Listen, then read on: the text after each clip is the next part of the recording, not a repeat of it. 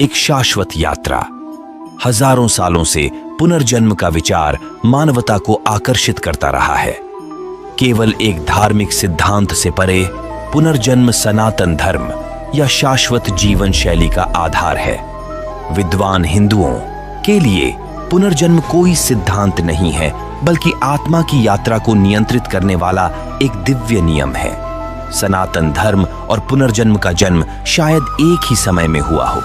यह सिद्धांत हिंदू धर्म ग्रंथों में गहराई से निहित है और इसे दुनिया भर के करोड़ों लोग मानते हैं।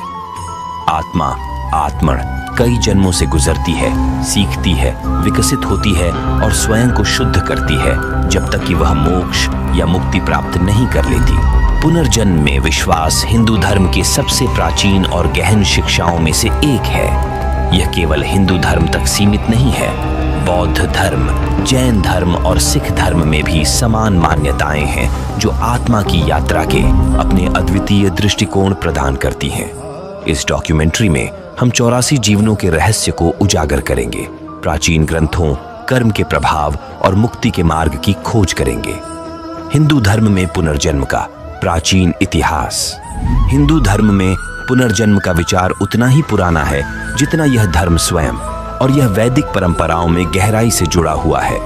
वेद, विशेष रूप से ऋग्वेद, आत्मा की शाश्वत यात्रा का सबसे पुराना संदर्भ माना जाता है।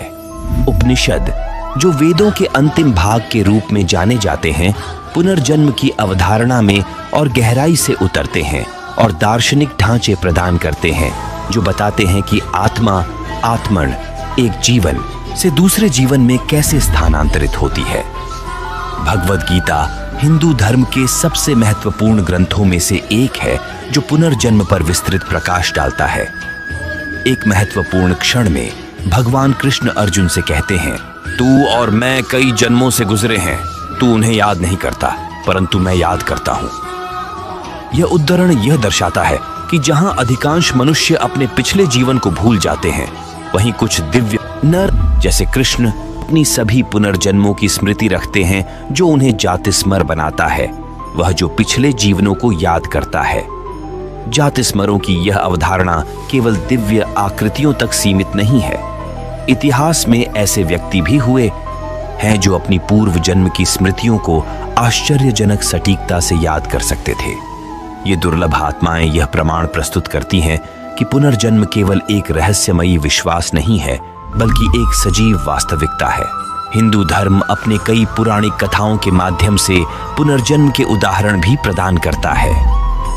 महाभारत के भीष्म की कहानियों से, जिन्हें अपने मृत्यु का समय चुनने का वरदान मिला था, रामायण के भगवान राम और उनके कई अवतारों तक, ये कहानियां आत्मा की शाश्वत और परिवर्तनशील यात्रा की पुष्टि करती हैं।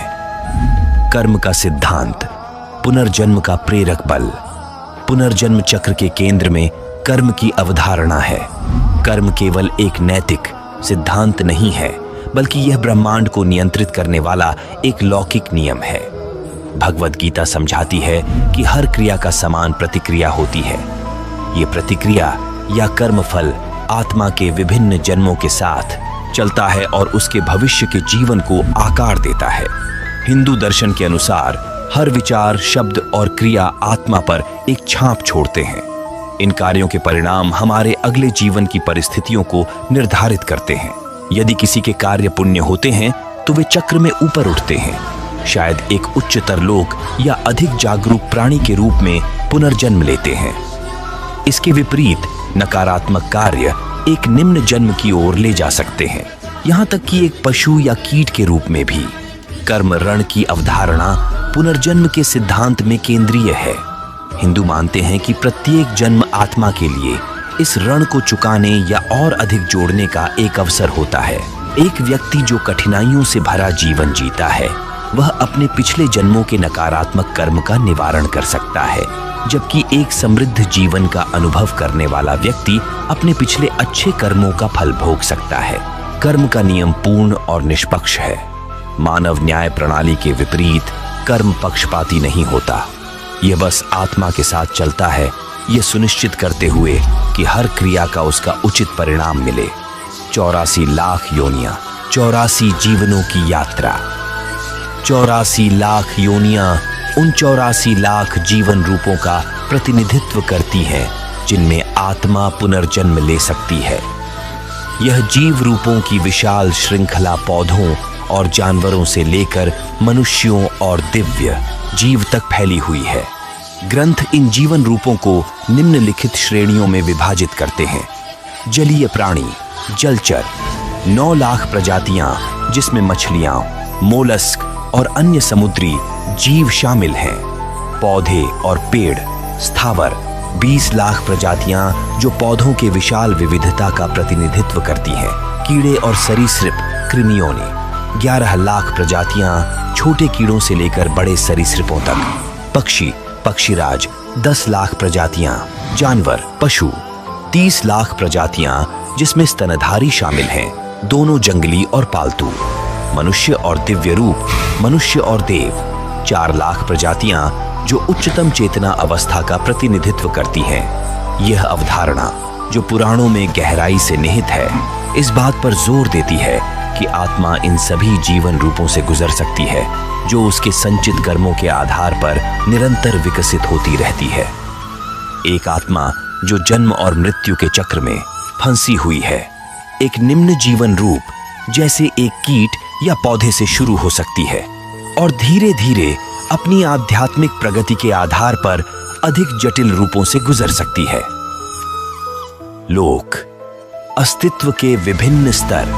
हिंदू ब्रह्मांड विज्ञान में लोकों की अवधारणा मिलती है जो आत्मा की मृत्यु के बाद की यात्रा को समझने में महत्वपूर्ण है। जब आत्मा भौतिक शरीर को छोड़ती है तो सूक्ष्म शरीर इन लोकों की यात्रा करता है जिसे आत्मा के संचित कर्म द्वारा निर्देशित किया जाता है। 7 उच्च लोक और 7 निम्न लोक होते हैं जो क्रमशः आध्यात्मिक या भौतिक अस्तित्व के विभिन्न स्तरों का प्रतिनिधित्व करते हैं। कौशीत की उपनिषद के अनुसार उच्च लोकों में शामिल हैं ब्रह्मलोक, सबसे उच्चतम लोक जहां आत्मा मोक्ष प्राप्त कर सकती है। इंद्रलोक, देवताओं का लोक। वरुण लोक, ब्रह्मांडीय जल का लोक। इसके विपरीत निम्न लोक जैसे पाताल लोक और रसाताल लोक पीड़ा के स्थान हैं जहां नकारात्मक कर्मों से बोझिल आत्माएं अपने कर्मों के परिणामों को भोगती है। ये लोक भौतिक स्थान नहीं है बल्कि आध्यात्मिक आयाम है। आत्माएं इन लोकों में जीवन के बीच निवास करती हैं जहां वे अपने कर्म फल के आधार पर आनंद या पीड़ा का अनुभव करती हैं। आत्मा पृथ्वी पर पुनर्जन्म लेने से पहले इन लोकों में समय बिता सकती है जिससे उसकी यात्रा मोक्ष की ओर आगे बढ़ती है। हिंदू धार्मिक प्रथाओं का उद्देश्य आत्मा को शुद्ध करना है ताकि वह उच्च लोकों में आरोहित हो सके और अंततः परमात्मा में विलीन हो सके। अपूर्ण इच्छाएं और पुनर्जन्म के पीछे के प्रेरक बलों में से एक अधूरी इच्छाएं हैं। हिंदू धर्म ग्रंथ सिखाते हैं कि जब तक इच्छाएं बनी रहती हैं, आत्मा जन्म और मृत्यु के चक्र में बंधी रहती है। जब कोई व्यक्ति मरता है तो उसका भौतिक शरीर नष्ट हो सकता है, लेकिन उसकी सूक्ष्म देह इन इच्छाओं को अगले जीवन तक ले जाती है। ये अधूरी इच्छाएं, चाहे भौतिक हों या भावनात्मक, आत्मा को एक और अवतार में वापस खींच लाती है। जैसा कि स्वामी विवेकानंद ने कहा, आत्मा अपनी इच्छाओं को पूरा करने की तलाश में है और यह तब तक भौतिक संसार में वापस आती रहेगी जब तक सभी इच्छाएं समाप्त नहीं हो जाती। यह हमें इस अंतिम प्रश्न की ओर ले जाता है, हम पुनर्जन्म क्यों लेते हैं? हिंदू धर्म के अनुसार हम अपनी शेष इच्छाओं को पूरा करने, कर्म के पाठ सीखने और आध्यात्मिक रूप से विकसित होने के लिए पुनर्जन्म लेते हैं। मुक्ति का मार्ग इन इच्छाओं को वैराग्य और आध्यात्मिक अनुशासन के माध्यम से दूर करने में निहित है। प्रजातियों का विकास और पुनर्जन्म का विचार प्रजातियों के विकास से निकटता से जुड़ा हुआ है, जबकि आधुनिक विज्ञान जैविक विकास पर ध्यान केंद्रित करता है। हिंदू धर्म आध्यात्मिक विकास पर जोर देता है। प्रत्येक जीव रूप, छोटे से छोटे कीट से लेकर सबसे उच्चतम देवता तक, आध्यात्मिक प्रगति के एक अलग चरण का प्रतिनिधित्व करता है। अष्टांग योग के संस्थापक महर्षि पतंजलि जात्यंत्र परिणामा के बारे में बात करते हैं, जो पुनर्जन्म की प्रक्रिया के माध्यम से एक प्रजाति से दूसरी में परिवर्तन को संदर्भित करता है। यह विचार यह संकेत देता है कि आध्यात्मिक प्रगति जैविक विकास को प्रभावित करती है। जैसे जैसे आत्मा स्वयं को शुद्ध करती है, वह उच्चतर जीवन रूपों में जाती है। दोनों आध्यात्मिक और भौतिक रूप से विकसित होती है। ये विकास यह भी समझाता है कि मोक्ष प्राप्त करने वाली अधिक आत्माओं के बावजूद मनुष्यों की संख्या बढ़ती क्यों जा रही है। जैसे आत्माएं अधीनतम जीवन रूपों से मानव रूपों में विकसित होती हैं, वे अपने भीतर दिव्य चिंगारी लेकर आती हैं, जो सभी प्राणियों में भगवान की सर्वव्यापकता पर और जोर देती है। हिंदू धर्म में पुनर्जन्म के बारे में रोचक तथ्य पुनर्जन्म वास्तव में कैसे होता है, यह जानने के लिए आपको पुनर्जन्म के बारे में ये 7 रोचक तथ्य जानने चाहिए। अधूरी इच्छाओं की स्थिति में पुनर्जन्म। यदि कोई व्यक्ति कई अधूरी इच्छाओं के साथ मरता है तो आत्मा भूत का रूप धारण कर लेती है। यह आत्मा तब तक आध्यात्मिक और भौतिक संसारों के बीच घूमती रहती है जब तक कि इच्छाएं पूरी नहीं हो जाती। मृतक के सिर पर मारना। चूंकि आत्मा अमर होती है, हिंदू रीति रिवाजों में माना जाता है कि आत्मा को शरीर की यादों से मुक्त करने की आवश्यकता होती है। मृत्यु संस्कार करते समय हिंदू लोग मृत शरीर के सिर पर जोर से प्रहार करते हैं ताकि जीवन की यादें उसके चेतन से धुल जाएं और फिर पुनर्जन्म में कोई प्रभाव न पड़े। यादें अभी भी संग्रहित होती हैं, भले ही यादें धुल जाती हैं, वे अवचेतन में संग्रहित रहती हैं। हिंदू ऋषियों का मानना है कि अवचेतन मन में पृथ्वी के विकास के समय से सभी स्मृतियां होती हैं, लेकिन हमारी अपवित्र आत्माओं के कारण हम ब्रह्मा के साथ पूरी तरह से पुनः जुड़ने में असमर्थ रहे हैं। केवल कुछ ही लोग ध्यान और साधना के माध्यम से इसे कर पाते हैं। कहा जाता है कि कुछ लोग अपने पिछले जीवन को ध्यान के माध्यम से याद कर सकते हैं। सिर्फ बिल्लियां ही 7 जीवन नहीं जीती, सभी जीवों के 7 जीवन होते हैं। इसे हिंदू धर्म में 7 जन्म कहा जाता है। इन 7 जीवनों तक जीव बार बार पुनर्जन्म लेते रहते हैं, जिसके बाद आत्मा मुक्ति प्राप्त करती है। कर्म का चक्र। पुनर्जन्म का प्राकृतिक चक्र जन्म, मृत्यु और पुनर्जन्म है।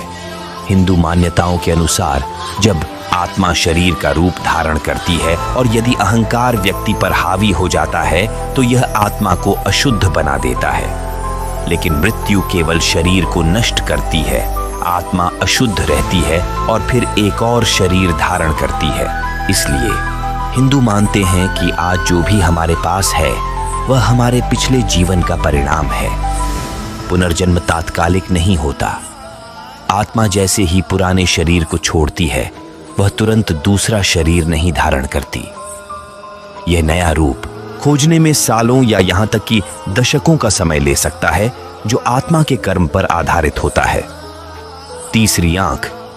हिंदू धर्म ग्रंथों में कहा गया है कि हम सभी के पास तीसरी आंख होती है, लेकिन हम उसे खोलने में सक्षम नहीं हो पाए हैं। इसके कारण हम अपने कर्म को नहीं देख पाए हैं। तीसरी आंख ज्ञान की आंख है और हम केवल साधना या ध्यान के माध्यम से इसे खोल सकते हैं और अपनी आत्मा को आध्यात्मिक संसार में उठा सकते हैं। इसी तरह गौतम बुद्ध ने ज्ञान प्राप्त किया था। पापों का प्रायश्चित होना आवश्यक है।